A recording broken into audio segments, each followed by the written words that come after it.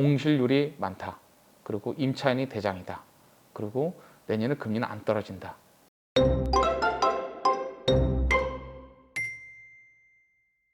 우선 강남에 빌딩을 보러 다니는 거는 강남에 저희가 부지를 사서 신축을 해서 임대를 해서 매각하는, 그러니까 일반적으로 뭐 디벨롭이라고 표현하더라고요. 강남에서 디벨롭이라고 표현하는데 그냥 정확한 명칭은 신축 판매업이죠. 신축 판매업을 하려고 지금 강남에 저희가 땅을 보고 있는데, 그랬던 이유는 매각 차익이 되게 커서, 왜냐면 유튜브에서 뭐 얼마 벌었다, 뭐 내가 40억 투자해서 50억 투자해서 뭐 30억 벌었네, 이런 얘기가 흔하게 들리니까 자극받는 건 사실이고, 그리고 두 번째는 저희가 이제 건설업의 형태를 조금 이제 제가 제 시간을 할애할 수 있는 일을 하고 싶으니까 당연히 조금 더 심플하게 일을 하고 싶어서, 예를 들어서 이제 단지를 만드는 거는 계속하면 좋겠지만, 뭐 앞서 제가 저희가 얘기한 대로 땅값이 너무 많이 올라서 지금은 뭐 땅을 사서 단지를 만들어서 매각하고 이거를 4년 5년 동안 해서 버는 수익에 관련돼서 일을 하기에는 이미 땅값이 너무 많이 올라서 힘들고, 저희가 중개법인 세 군데서 땅을 이제 받고, 뭐 기존에 있는 건물도 받고, 그리고 지어져 있는 것도 받고 해서 지금 돌아본 게, 저희가 역삼이랑 노년이랑 청담 이 세 군데를 집중적으로 봤습니다. 집중적으로 봤는데 한 100개 정도 봤고요. 100개가 더 되겠죠. 왜냐하면 실제로 저희가 A라는 물건을 보면, A라는 물건 반경 안에 대략 이제 저희가 신축이 됐는데 임대가 나가고 있지 않은 건물과 신축이 됐는데 임대가 맞춰진 건물을 저희가 벤치마킹을 해야 되니까 그런 것들을 되게 많이 지금 보고 있거든요. 한 달 좀 더 됐죠. 한 달하고 한 주가 더 됐네요. 5주가 지났어요. 5주가 지났는데 그렇게 보고, 그다음에 중개법인 세 군데랑 계속 미팅하면서 얘기를 나누고, 그중에 이제 한 군데는 PM 컨설팅도 하는데요. 이 두 군데는 그냥 중개만 하는 데고. 근데 이제 제가 보고 느낀 건, 첫 번째는 공실인 건물에 대해서 좀 많이 제가 의문점이 생겼습니다. 왜냐하면 건물을 이렇게 돌아보니까 공실이 생각보다 많아요. 굉장히 많고, 대략 공실인 건물들을 저희가 한 20 몇 개 정도 봤거든요. 한 30개는 안 되고 한 20 몇 개 정도 봤는데, 물론 채워진 것들도 봤습니다. 채워진 것들은 본인들이 사옥으로 쓰고 있거나 아니면 임차를 맞춰져 있는 것들이 있는데, 대부분 층이 나눠서 임대가 되어 있는 게 아니라 통사옥의 형태였어요. 그러니까 약간 의아한 거는 2천, 3천, 4천을 주고 이 건물을 통으로 쓴 사람이 이렇게 많구나라는 거는 참 좋았는데, 그건 제가 볼 때 가능성이었던 것 같고, 반대로 이제 한 20 몇 개 정도 되는 비어있는 건물의 특징적인 부분들이 뭐냐면, 등기부등본을 띄워보니까 전부 다 2021년, 2022년에 준공난 건축물들이에요. 예, 다 2023년 뭐 초반 한두 개 있었는데 대부분 그런 건물들이었고, 이 건물의 상황이 전부 다 공사가 개판이에요. 마감도 개판이고, 그리고 설계를 잘했는데 시공을 못한 건지 아니면 설계가 개판이었는데 이런 건지는 모르겠지만, 이런 건물이 왜 강남에 있지라는 생각이 들게끔 건물들이 지어졌어요. 여러 가지 이유가 있겠죠. 여러 가지 이유가 있는데 시공도 참 수준 이하예요. 그러니까 임대가 맞춰져 있고 통삭 쓰고 있는 거는 건물도 예쁘고 임대도 맞춰져 있고 그리고 쓰고 있어요. 쓰고 있고, 물론 매매로 나와 있습니다. 왜냐면 시장에 나와 있는 매물이 너무 많으니까 나와 있어요. 나와 있는데 보통 보니까 3.3%에서 3.5% 세팅하고 매각되는 것 같아요. 그렇게 봤고, 근데 이제 안타까운 건 한 대략 100개 중에서 한 30개 정도, 그러니까 저희가 본 물건은, 중개보험에서 받아본 물건들은 저희는 이제 신축 판매업을 할 거니까 지어진 거를 받는 게 아니라, 저희는 철거된 상태로 있거나 또는 오래된 건물, 뭐 다가구나 다세대가 있거나 이런 건물들, 또는 구옥이 한 채가 이렇게 있거나 이런 건물들을 받았거든요. 근데 그 주변을 보면서 느낀 거 가지고 말씀을 드리는 거예요, 이 내용 자체가. 근데 제가 너무 안타까워서. 왜냐면 저는 이제 저희가 건설업을 하고 있고 시행을 하고 있는 입장에서 보면 이건 아닌데라는 게 있어서 그 얘기를 해주고 싶은 거고요. 그리고 이제 어쨌든 그래서 이걸 찍게 됐습니다. 찍게 됐고, 그리고 이제 건물을 보면서 느낀 건, 이 건물을 시공을 했던 시공사도 참 시공을 성의 없게 했지만, 설계도 좀 그렇지만 이거를 주인이 알았다면 이렇게 했을까라는 생각이 들었어요. 그러니까 이게 뭐냐면 누가 봐도 건축주가 초짜예요. 초보자예요. 초보자고 그럼 당연하게 PM한테 의존했겠죠.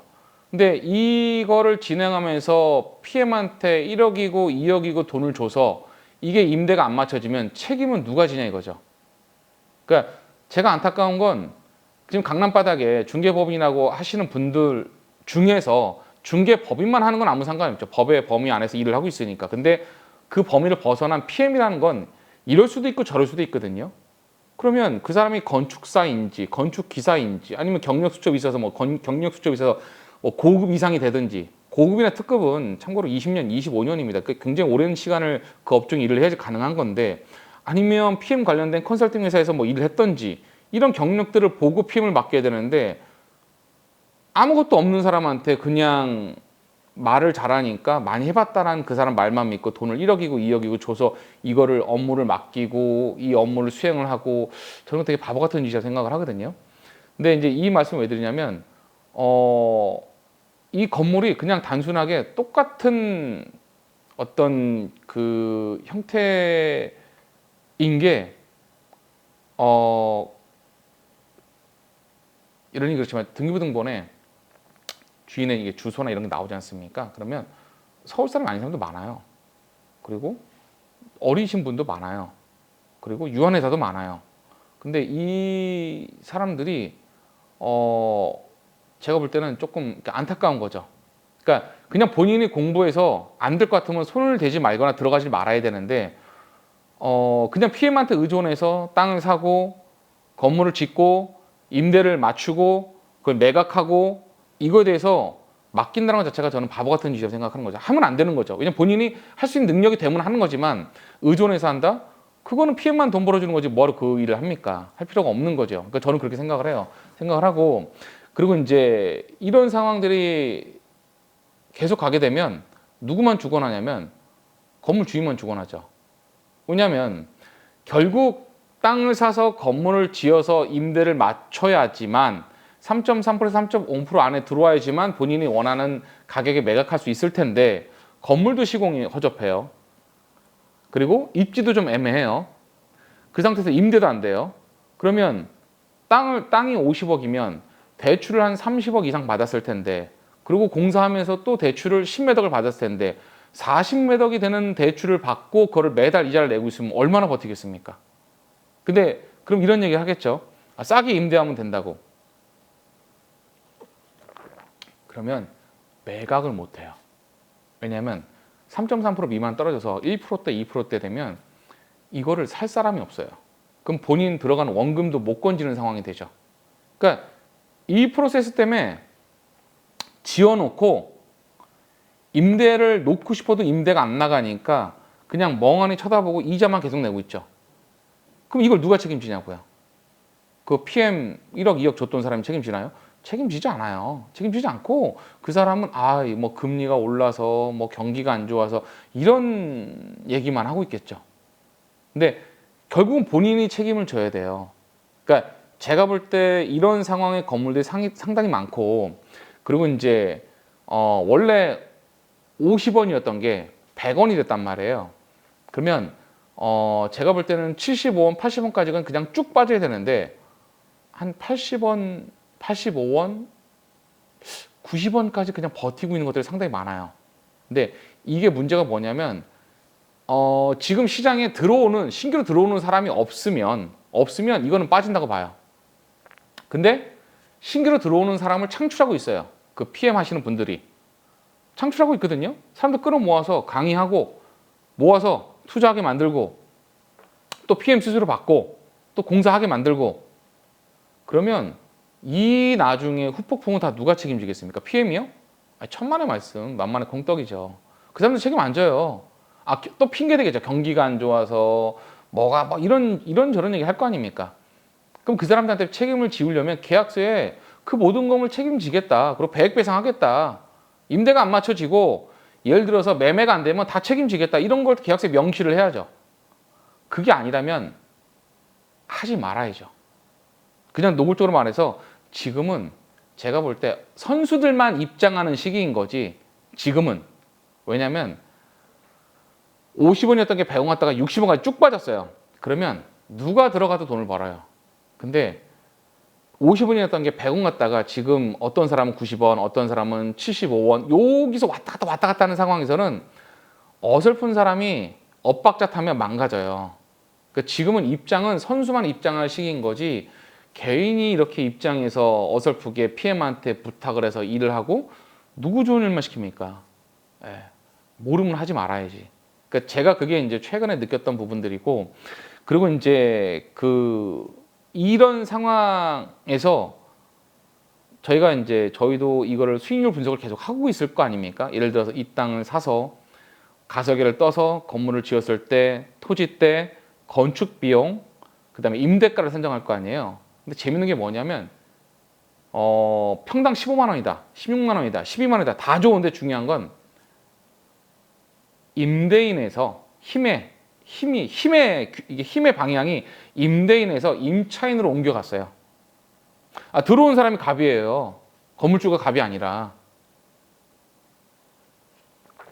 조건 좋은 게 너무 많아요.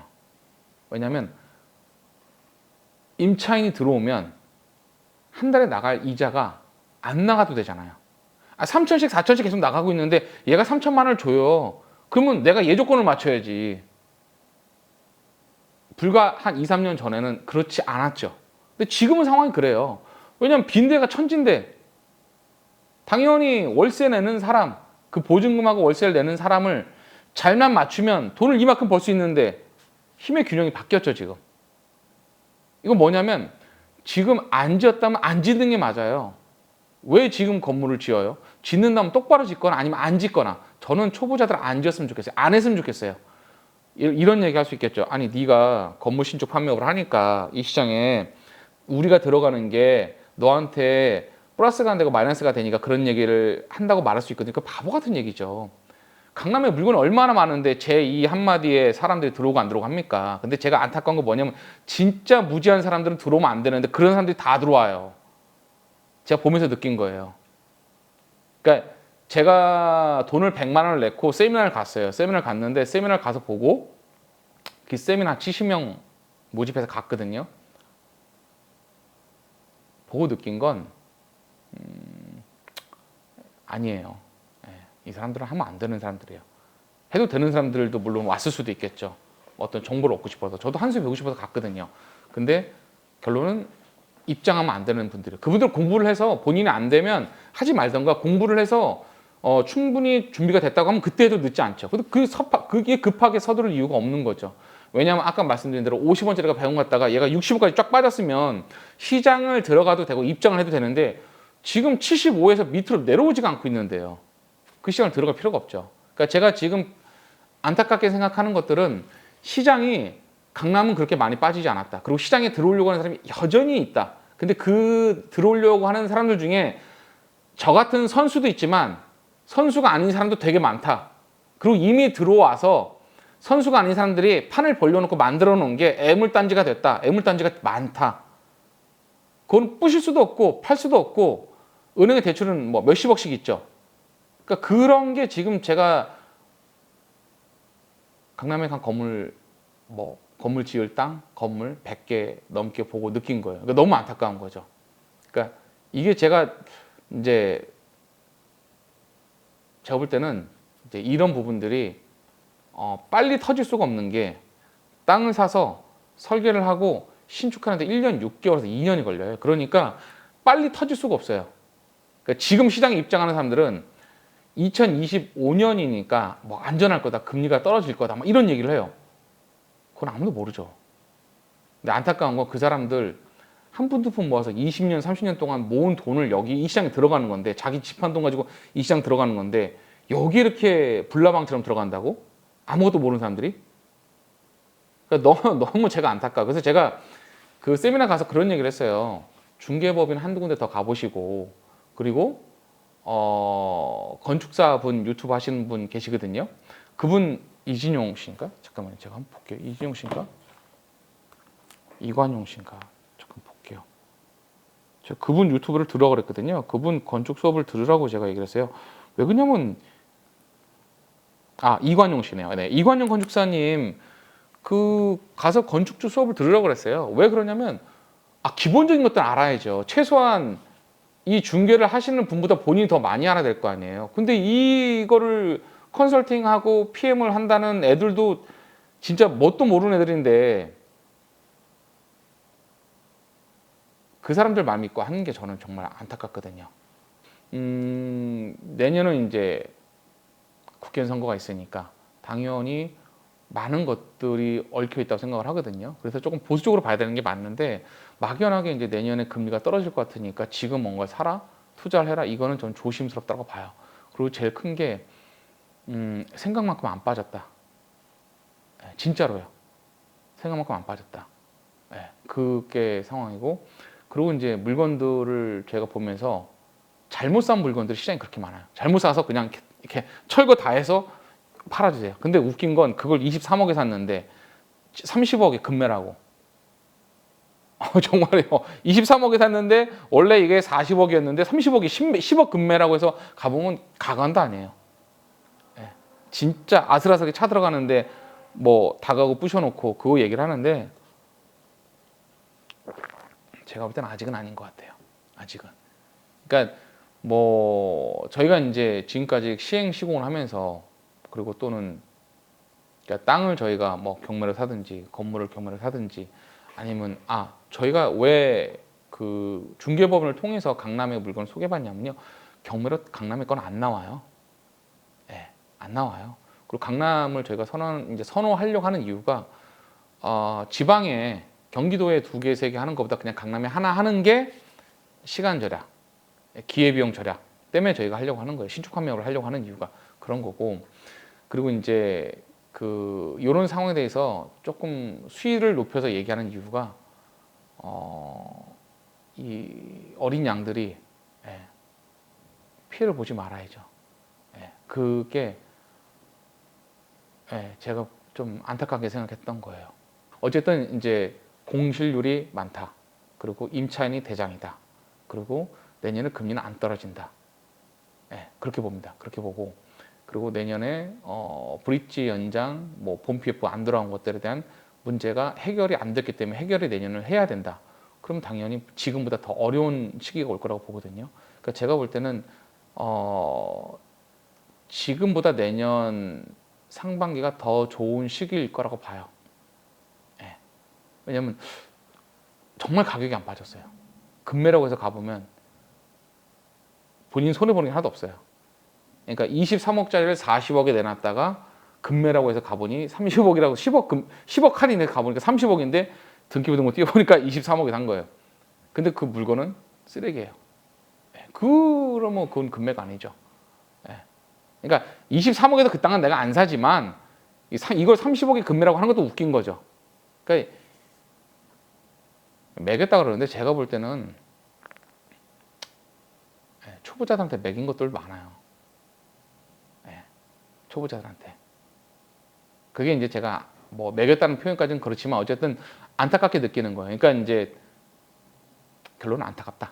그리고 이제 제가 또 빠진 게 하나 더 말씀드리면 지금 하지 말라는 게 아니라 저는 지금도 일을 괜찮게 하는 중개법인하고 일은 계속하는 게 필요하다고 봐요. 검토하고 수지 분석하고. 왜냐하면 지금 이게 어디가 바닥인지 느낄 수는 없지만 흐름에 대해서는 인지를 하고 있어야 되니까 어떤 물건이 나오고 어떤 수지 분석이 필요하고 이걸 어떻게 신축하겠다는 건 본인 스스로 계속 공부를 해야 되고 연구를 해야 되니까 중개법이나 거래하는 건 되게 필요하다고 봐요. 저 같은 경우는 아직 만나보진 못했지만 만나고 싶은 법인은 BSN, 빌사남 그쪽 한번 만나보고 싶고요. 그리고 제가 만나서 지금 거래하고 있는 데는 빌딩 온, 그다음에 원 빌딩 이거든요. 근데 빌사람도 만나볼 생각입니다. 근데 매너만 잘 지키면 되는 것 같아요.